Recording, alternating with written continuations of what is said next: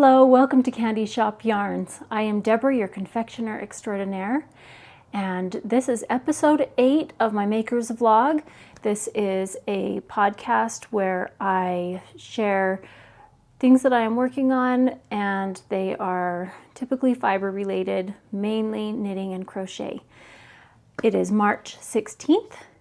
Did I already say it's episode 9? I don't recall, but if not, I'll let you know now, episode 9, because sometimes that matters to somebody somewhere. This has been a busy day. I'm trying to sneak this in quickly. We are deep in the wedding preparation phase. My middle child is getting married Easter weekend, and so that is coming up really quickly. And today she's having bridal photos. Not everybody does that, but that's a chance where you have your photos of the bride in their wedding dress ahead of time. Sometimes a bride and groom, a couple together will have their photo taken, but we're doing it with just her. And then we can have some prints of that at the wedding later on. So we're doing that today. So already I have made her bouquet. I really love doing that. I think that's really fun. I'm not a professional by any stretch of the imagination. I have zero training in it, other than me just playing around with it. But made something that she really likes, and went to my sister's house for her hair, because my sister used to do that. That was her occupation. She did hair for special occasions, a lot of different fun photo shoots and things like that. She doesn't do it anymore, but she did it today for us, so I'm thankful for that. And now she and my eldest daughter are off having those photos taken, and I'm going to go have some work done on my jaw and my neck while they are gone. So let's start. I have one finished object. One thing that I have finished today. Oh, that's not true. I've done more. Can't forget. I'm going to start with my non-yarny knitting things. So I mentioned previously that on January 2nd of this year, I woke up, and while I was laying in bed, I thought, I'm going to finish all of my unfinished projects this year. That's my goal. And I started right away. One of them was using up, I had little hexies that I had cut out years ago, and I was going to make it into a hot water bottle cover, and I showed that last time. I got that done. But I have finished some projects. One of them is 21 years old. Finally got it done. So it is actually a gift, and I'm going to share a picture of that over here, or covering me all up, I'm not sure. But I started a quilt 21 years ago. I was taking a class from my aunt on needle turn applique. And so I started this quilt with all of the intention of the world of finishing it right away, and it was going to be on my bed. Well, it was quite laborious. Needle turn applique with an infant, and that's the thing. I had a newborn daughter at the time, or 1-year-old, something. I don't remember exactly how old she was, but it just took me a long time, and then it sat for years and years, and I would pull it out every couple of years and do a couple of flowers on it, and then it would sit. And I pulled everything out that was unfinished, and I was like, I'm not even going to finish this one. It's just going to go. I just don't even know what to do. And then I realized I need a quilt for a wedding, and this is perfect for them. So it's my brother and my sister-in-law. They got married this last month, and I finished the quilt for them. Voila! And I didn't hand quilt it. That was one of the things, is I just couldn't hand quilt anymore. So I found somebody local to me, and I'm going to include her information in the description box below. I talked to her about this, asking if she wanted me to share this information or not. She has moved to Utah recently and decided to pick up the business again because she was doing that previously where she lived before. And I was really glad because I could drive to her house, talk to her about what I wanted. And in the end, I didn't really even need to. We did a lot more texting back and forth, but I took 4 quilts to her. So I'm going to show them to you today. I was just so happy to have finished that quilt because I worked really hard on it, and I was so happy to see it go to my brother and my sister-in-law, who love it, and I love them. So that was the very first one. There's no pattern for it. I think I found the bird motif, you know, the image somewhere, and just put little panels in on the top and then put borders around and added whatever. There was no pattern at all. Okay, the next quilt. This is for my daughter's wedding that is coming up. I have shown this here before, and it is now finished. I added a border. Did I show this here?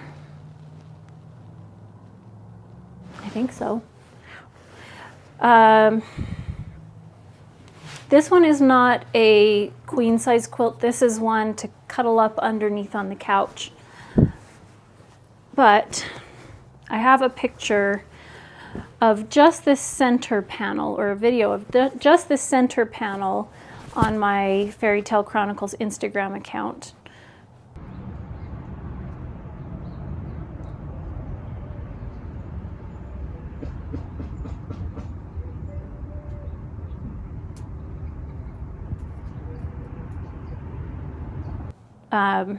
But I ended up adding a scrappy border of all the golds.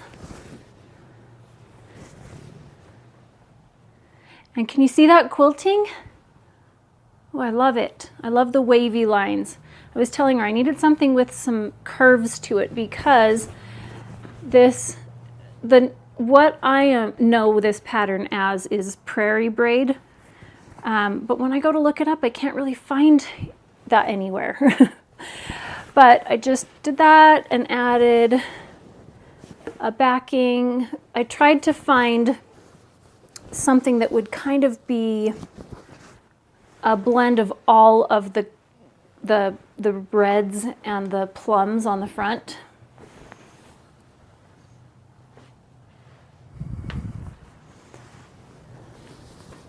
So that's what I ended up doing for the back, and it has just little tiny hedgehogs. And I finally got it bound. So this one, project number 2, finished. Yay! That's such an accomplishment. And I used to always sew the binding on by hand. Well, I would sew it on to the back by machine, fold it over to the front and stitch it down by hand. I don't do that anymore. There's just no way I have time to stitch this down by hand. So, but I am very proud of my beautifully mitered corners. I'm very good at doing that. I have it down to a science. So really nothing more to say about this one. It was just really thrilling to finish that one. Okay, let me tell you.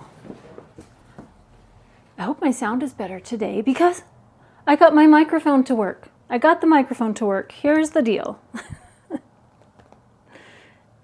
I sent a message into tech support for the company that I bought this from, asking for help. And I was telling them what was going on with it, that when I connect it, I can hear if I would tap on the receiver. No, this is the transmitter. And I could hear my voice like it was through a thick wall, but that's it. It was like almost nothing. And like I'm following the instructions, The instructions are super basic, super clear. I got online, watched a whole bunch of unboxing videos of people unboxing it, showing from opening it to using it. Very simple, followed all of that. So I was like, is there something wrong with the receiver, the transmitter? Do I need to do something different? Is there something I'm just not aware of? And they said, first of all, have you removed the little sticker, the protective layer over your transmitter? Like, I didn't know there was a sticker. So all I had to do was peel off that little sticker. I have been trying to get these to work for months. And it was as simple as peeling off a little clear sticker. Now, after they mentioned that and I looked at it, I went, that is so obvious. How could I not see that? How did I miss it? I just thought that it looked like a blue little thing on the top. I thought that that was the color of the top. But when you looked at it, knowing there was a sticker there, it extends past the top. Like, there's a little tab to pull. It doesn't say pull here, but anyways, I didn't see that on any of the videos I watched. So I felt very foolish. So I'm like, well, let me try that. I went and looked. Yep, there was a sticker, pulled it off, plugged it in. It worked. Great. I was telling my husband and I said, well, guess what they told me to do? And he said, let me guess, turn it on. I said, well, it's almost as dumb as that.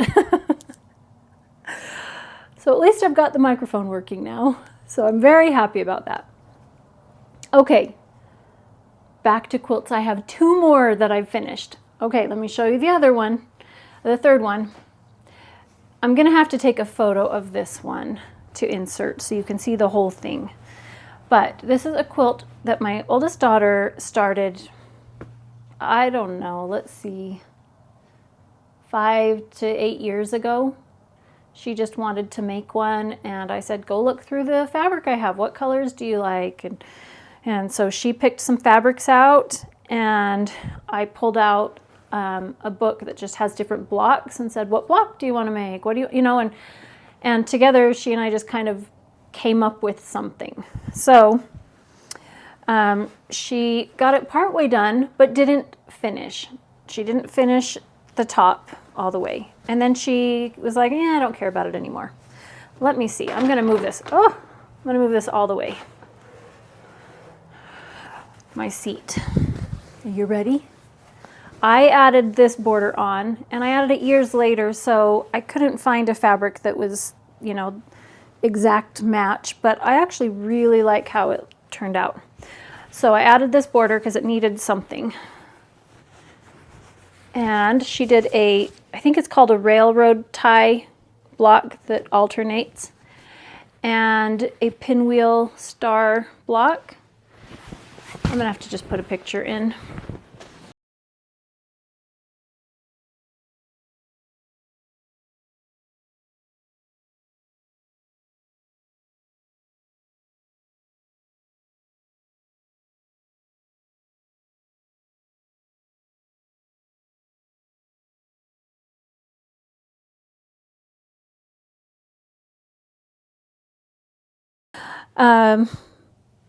But I got this one finished. I added the border and I found backing. That's always the challenge, trying to find a backing that will suit it. Because I couldn't find anything that really had these colors in it to tie it all together. But this had like a brown accent, and I pulled in some brown for the backing. And I think it looks really nice. So I had this custom quilted, not edge to edge. Edge to edge quilting is where you have a computerized design that it just goes across in a wide band and quilts across this pattern from the edge to edge. And then they roll it and move it down, and it does another strip of that. And they'll line it up so it looks seamless. But custom quilting, I wanted something around this outside border that was different, and I wanted it to be piano keys, you know, like just stripes radiating outward. And then there's a wide border on the top and the bottom, and I wanted a wide border design. So we did a cable. Sometimes you can even see it way better on the backing. Let's see if you can. Yeah, you can see that cable there. And then I had her do an edge-to-edge design in the center parts of the panel. So this one is a lap quilt kind of size, and I'm saving this to give to my daughter for her birthday this year as a surprise. She thinks I got rid of it years ago, but I've kept it and finished it. So that's quilt number 3. Quilt number 4, I'm so excited about. This, I had this idea many years ago that I was going to be a quilt pattern designer. So I designed several and made one. I had all sorts of designs, but I didn't ever actually complete any of them because I didn't know how to create a reproducible pattern, like all of the computer side of it. Like, how do I write up a pattern? I've since learned about that, but I have lost the desire to make quilt patterns. So I say this one is finished, but I haven't bound it and I haven't stitched something down on it yet. But I'm showing it to you here and calling it a finished object. So first of all, I'm going to show you the back with all these bunnies. This should give you a hint as to the front. What is on the front?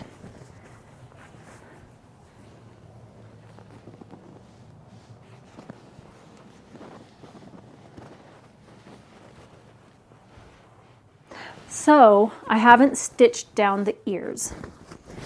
There's all these little bunny blocks and they have these floppy ears, and I want to stitch them down in different positions, some of them up, some with one down, but I want to just to tack them down so that they're all kind of in different positions like that. And that's what I haven't done. I haven't bound this or stitched those down, but the quilting is done.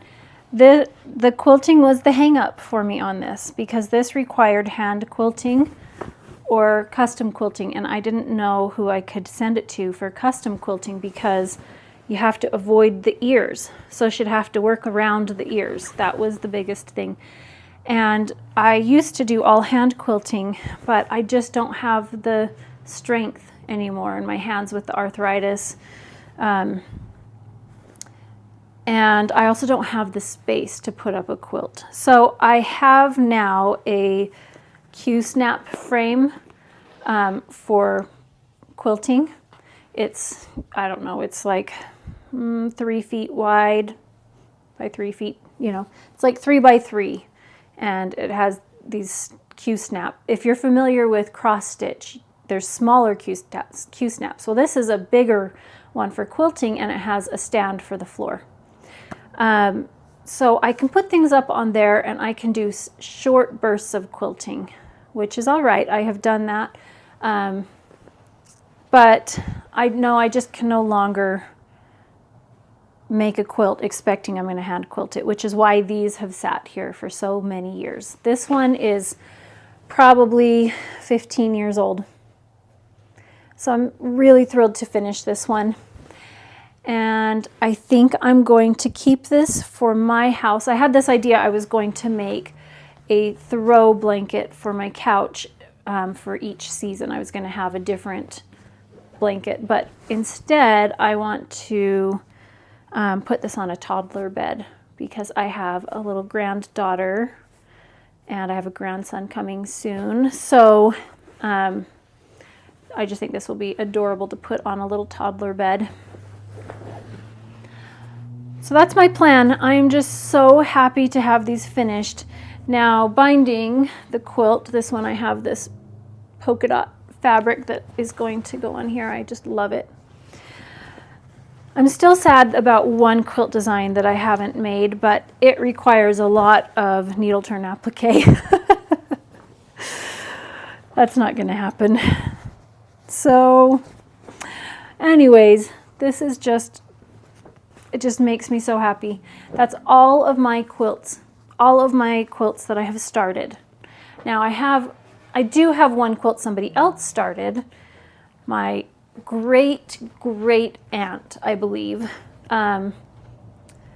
After my grandmother passed away, she had some sewing and quilting supplies that my aunt held on to. Well, my aunt held on to those for many years, and then she went through it and thought, I can't keep everything. And one of them was a quilt top she was going to get rid of.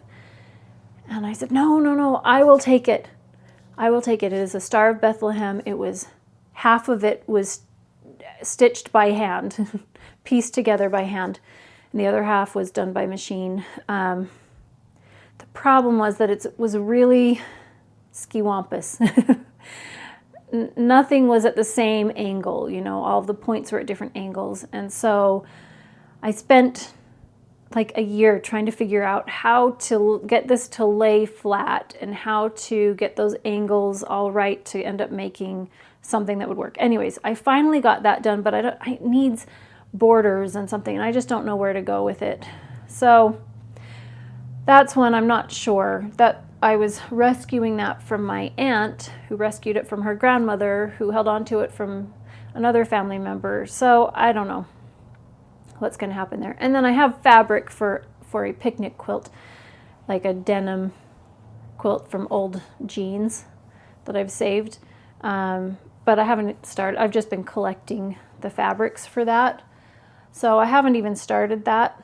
So at some point I'll do that, but I'm not including that in my Finish It 2023.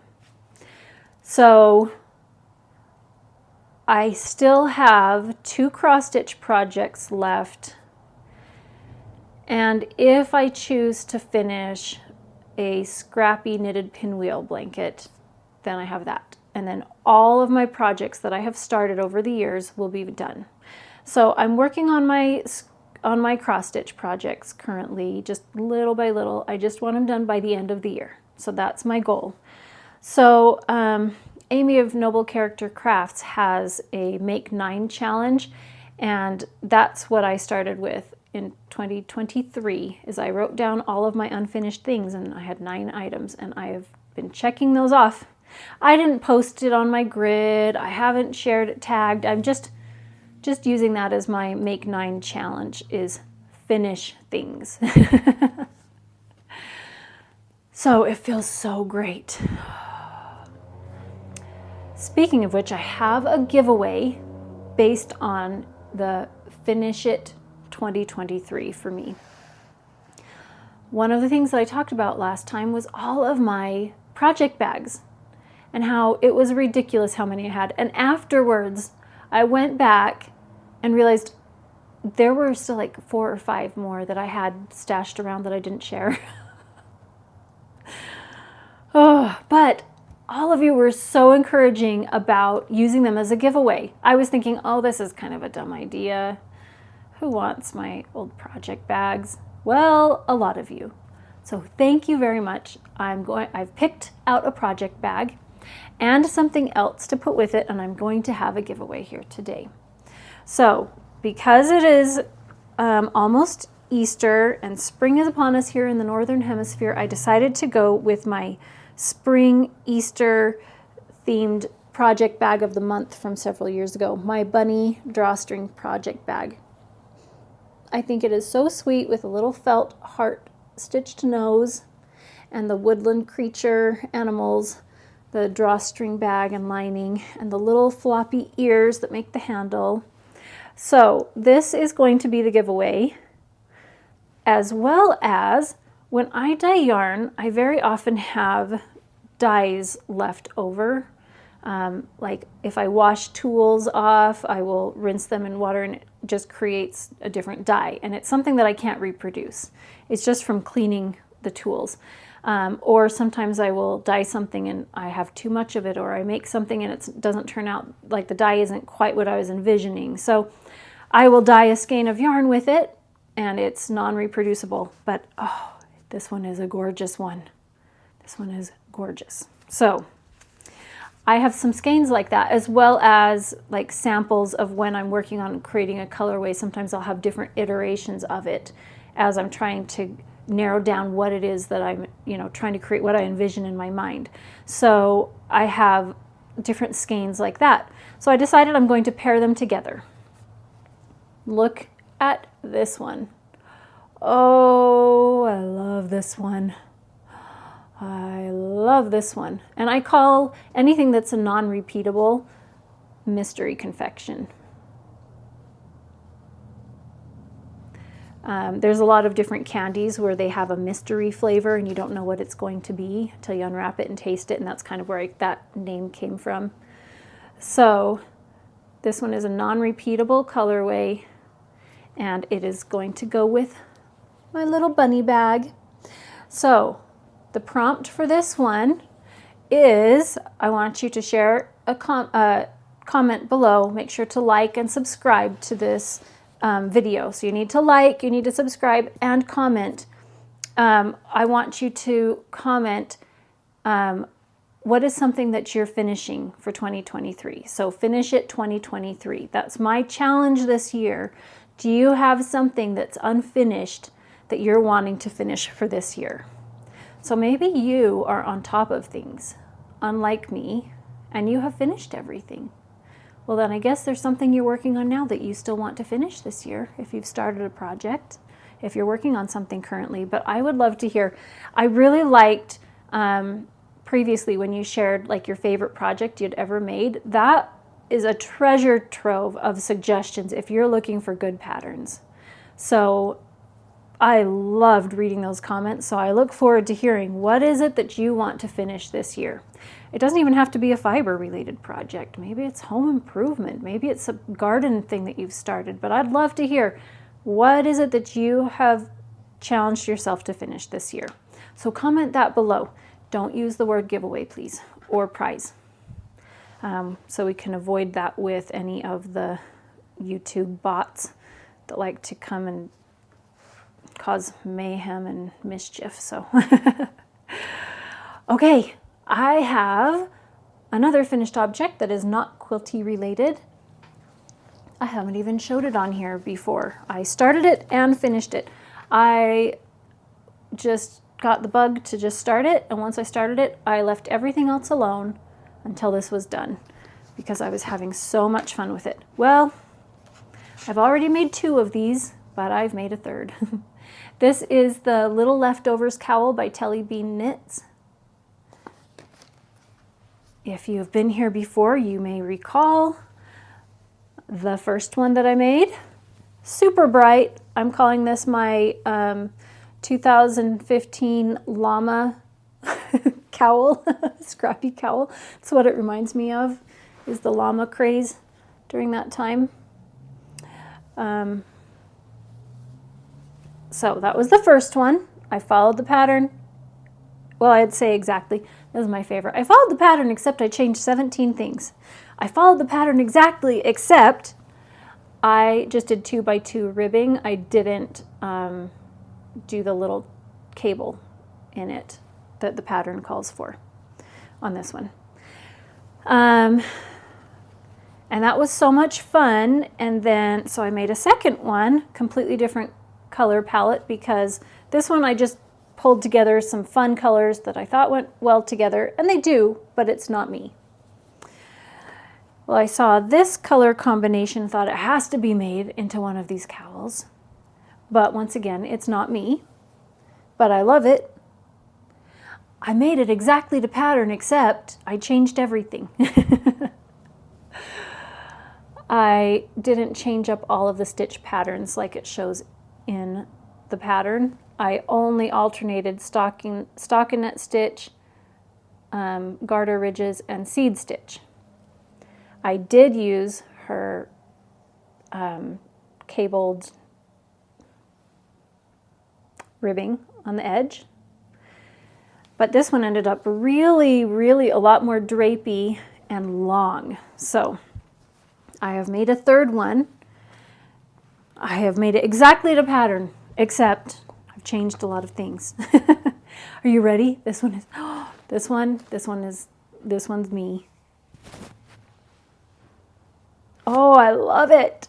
I love it. Okay, let me tell you what I did with this one. This one, I didn't make it as long because I didn't want it to hang way down low. It ends up like at my waist. I also,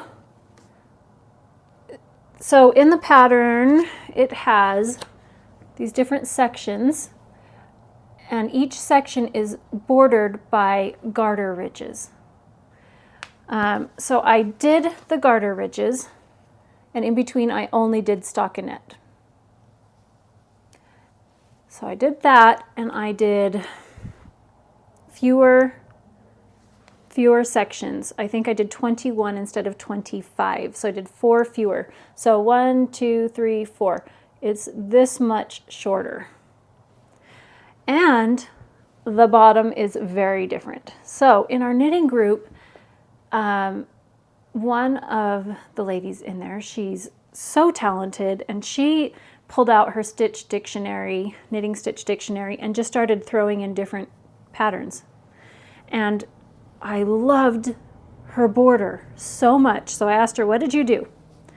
So she did a butterfly stitch, and that pulled it in and made it scalloped. And then she had a different bind off, and I will link the bind off below. And I did that in a different yarn so I could use another colorway, because this one is kind of a variegated. So the yarns that I used, I don't have the names of them. These were, a lot of them were scraps from our swap, and they came from my sister Emily. She has a Salt City Knit podcast. So this really vibrant pink one came from that swap. This one that's like chartreuse and pastel purples came from that swap. And this one that is like a periwinkle blue or purple, lilac, and pinks, that came from that swap. And then I had 2 advents from my sister over the years. One of them was her elf advent calendar, and that's where this pale pink one came from. And then last year we did a swap, and she pulled some from her stash, and that's where this one came from. The others are from my own stash. I just did a bare sparkle yarn, which you can't see the sparkle, but I mean, I can see the sparkle really well, but on the camera you can't. And then this blue is my Sweet Dreams colorway, and yeah, those are the 2 that I picked from my own stash, was the blue and the bear yarn. Oh, I love it. I'll put it on. It'll be a little scratchy on my microphone, but it's okay.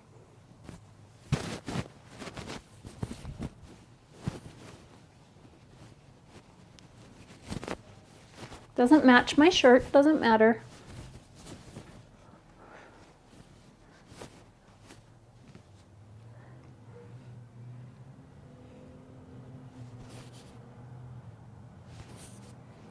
I think that is so pretty.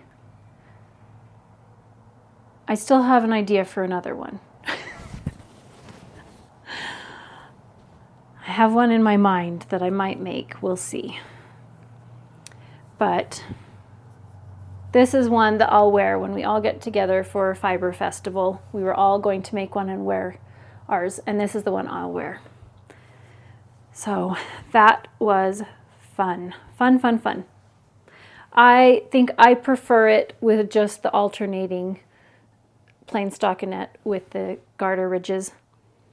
It suits my personality because there's already enough happening with all the different yarns that throwing in a lot of different stitch patterns, it makes it just too much for me. So that's what I figured. For me, that's what I like.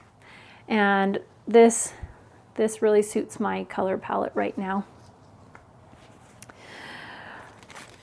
And I have some scraps left to add to my scrap bin, which I had just emptied out, but now I have more to throw in there.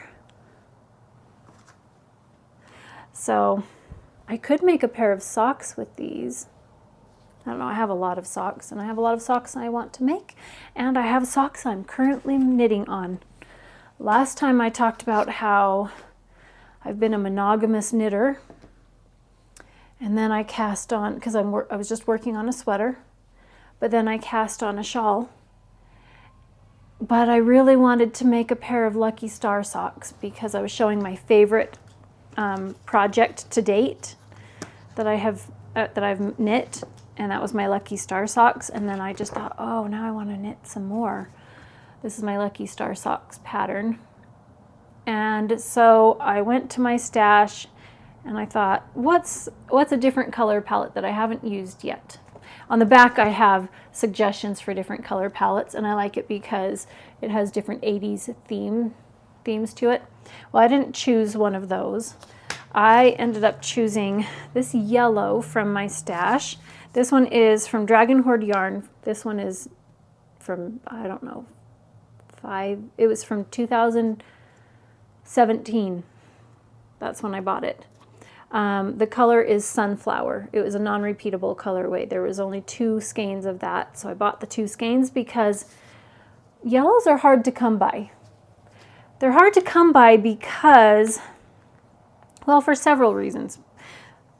The main reason is they don't sell well.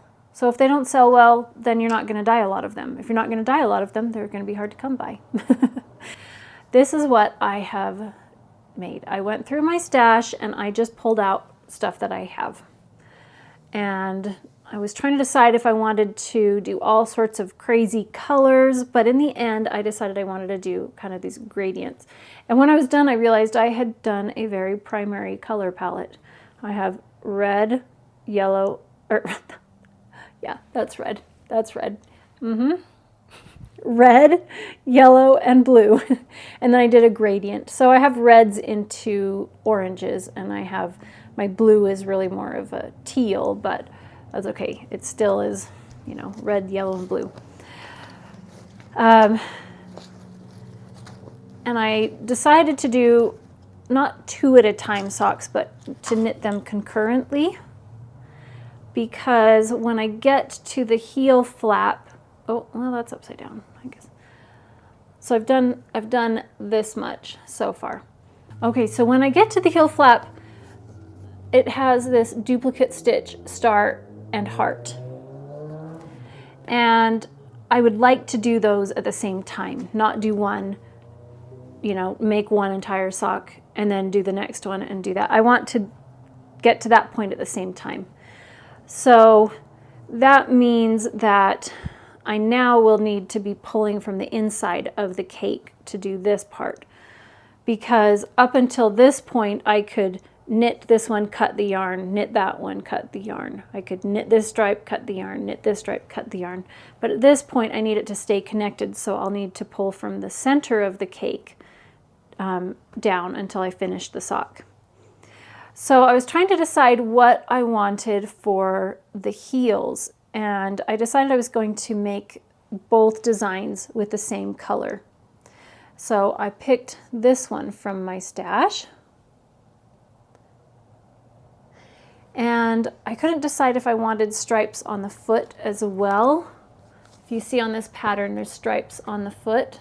So there's 3, 3, and 3. And I think I do, and trying to decide what color I wanted, I was thinking green. So I went and pulled out the greens that I have from my stash that are mostly, you know, tonal, semi-solid, mostly solid. This is what I've got to choose from. Now I could dye some others, but I'd like to use what I have. So I'm thinking these 3 or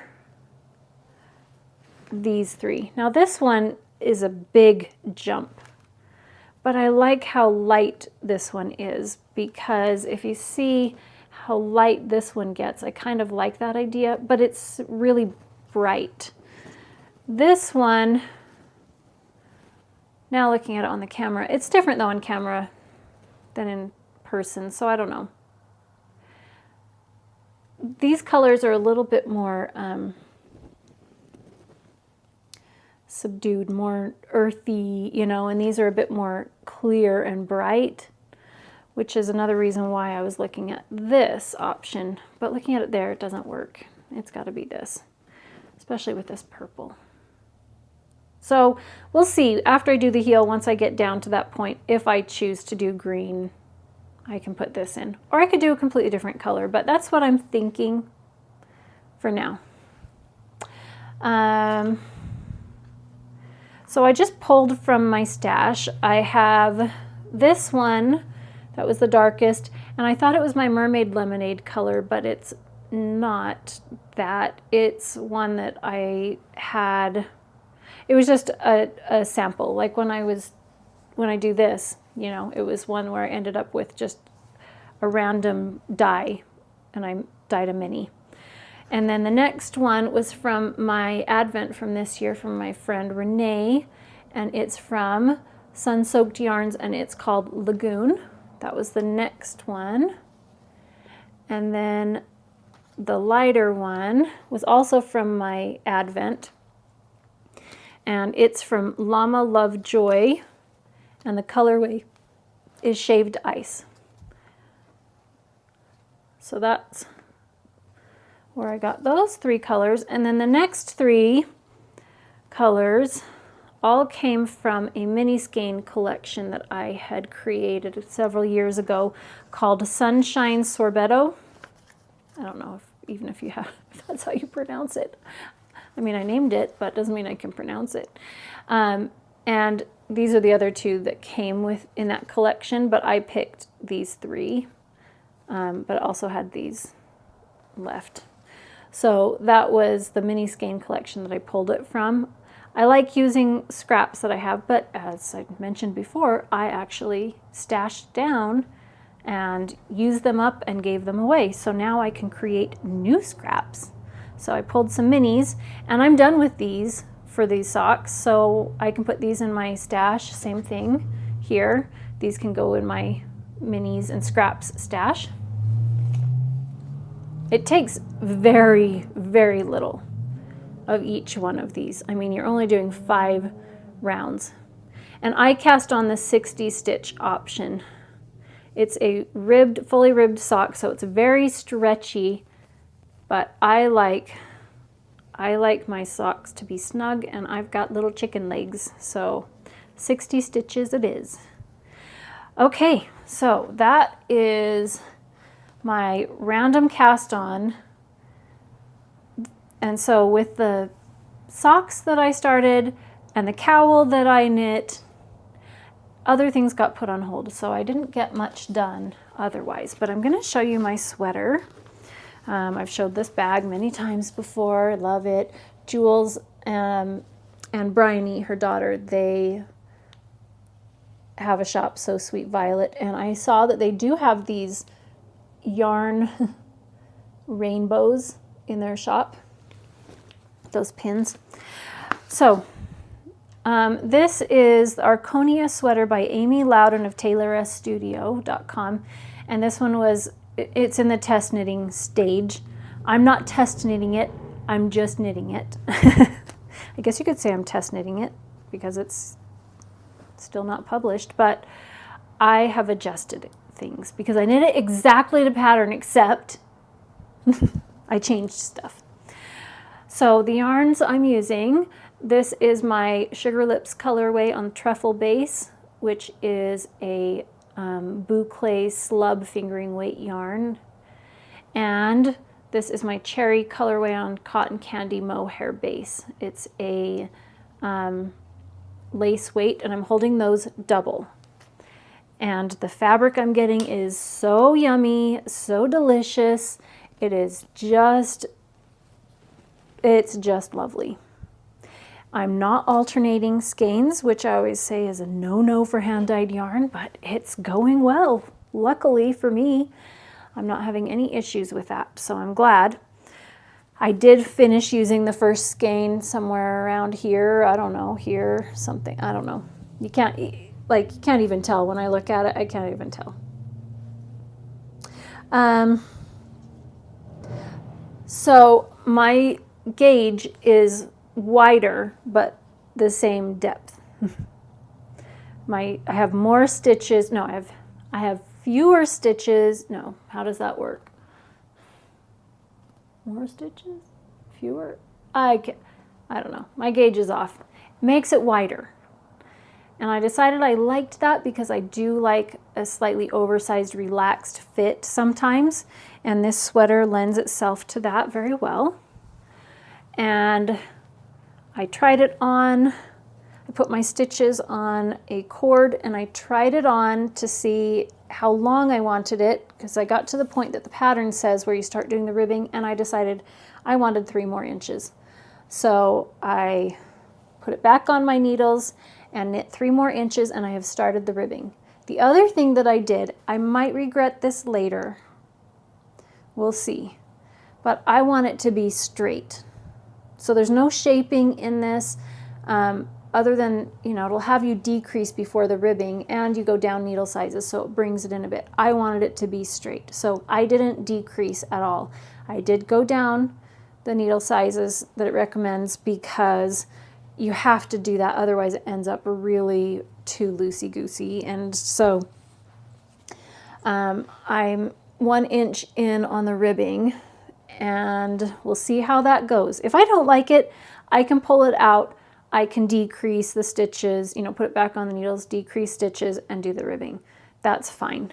So I decided that's not that big of a deal, but I added the 3 inches, and because I had a sweater on that was longer than this pattern recommended, and I found myself irritated constantly trying to pull it down, and it was already longer than the pattern recommends. I don't want them right to my waist.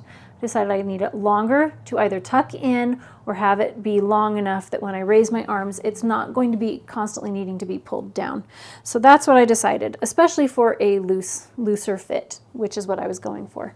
So I'm almost done with the body, and then I will do the neck band, which is a folded over neck band, and then I'll do the sleeves. So I'm really only halfway done, because really once you do the body and you get to the sleeves, that's still half of the project. I've got plenty of yarn, so that's good. But this won't be done before it's no longer really cold here. I'm okay with that.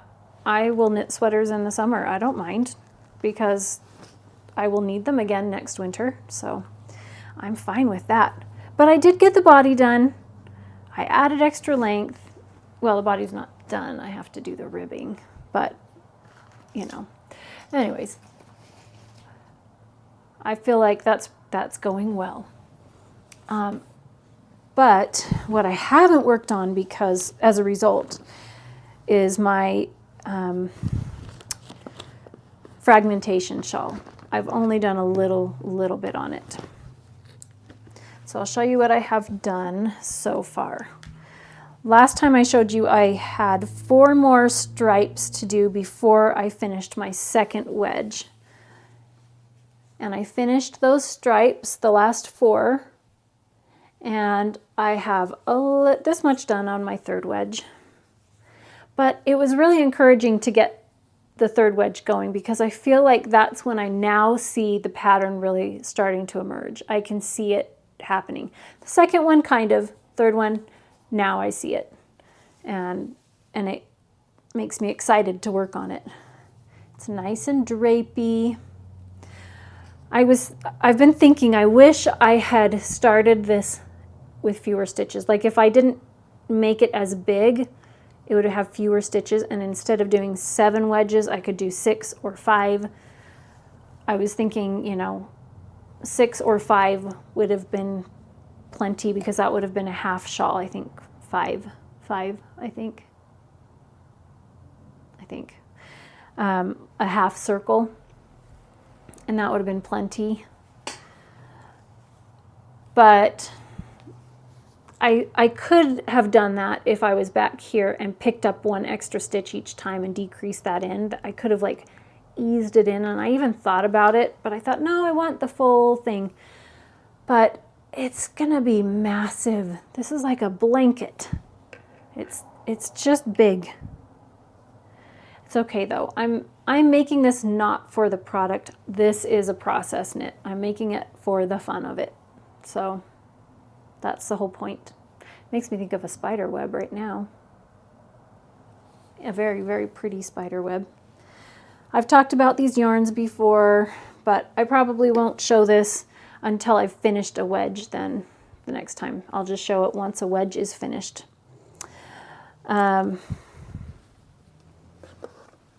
It doesn't take too long. I mean, once you've done the second wedge, you know how you're doing the third, the fourth, the fifth. You know, it's the same process, so it becomes quite mindless. Not completely. I mean, you have to pay attention. There's things happening on different rows, but there's enough that you need to pay attention, but not so much that all your focus has to go to that.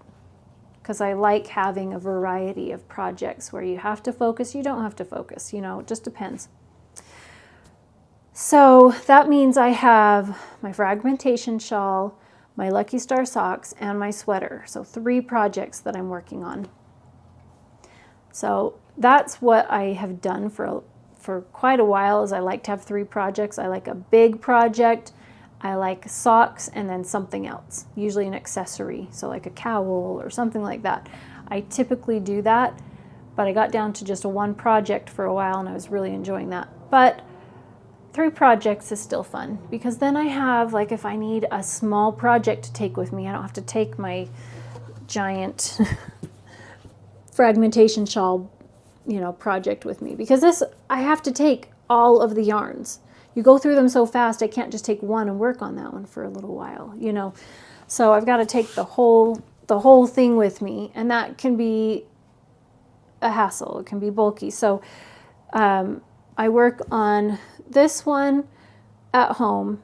I can work on my socks wherever. I can work on my sweater most places because it's just stockinette stitch now. Well, I'm doing ribbing right now, but still, in general, it's mostly just stockinette stitch.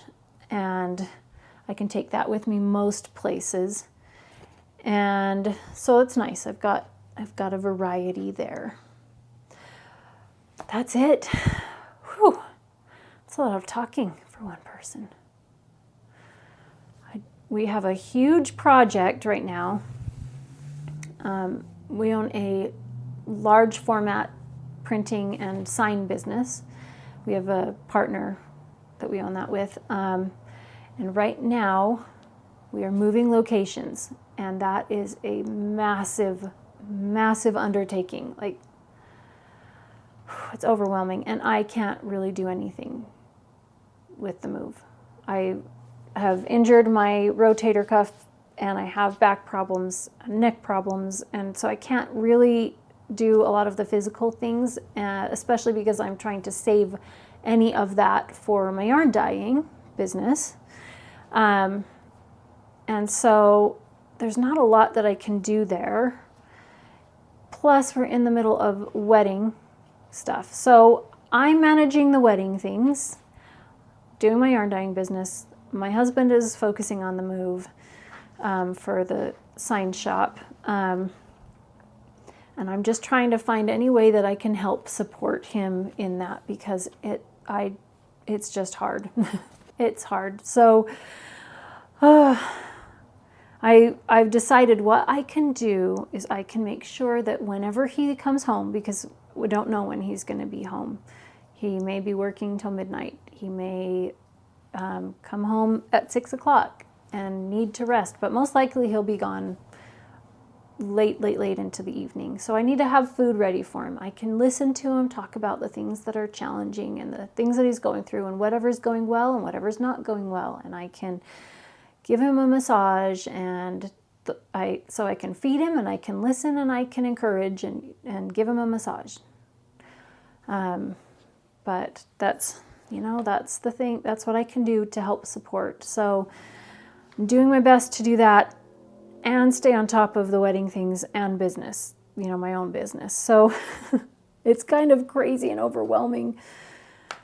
But I'm here, and I'm happy to be here. So thank you so much for watching, and I will see you in the next video. Bye.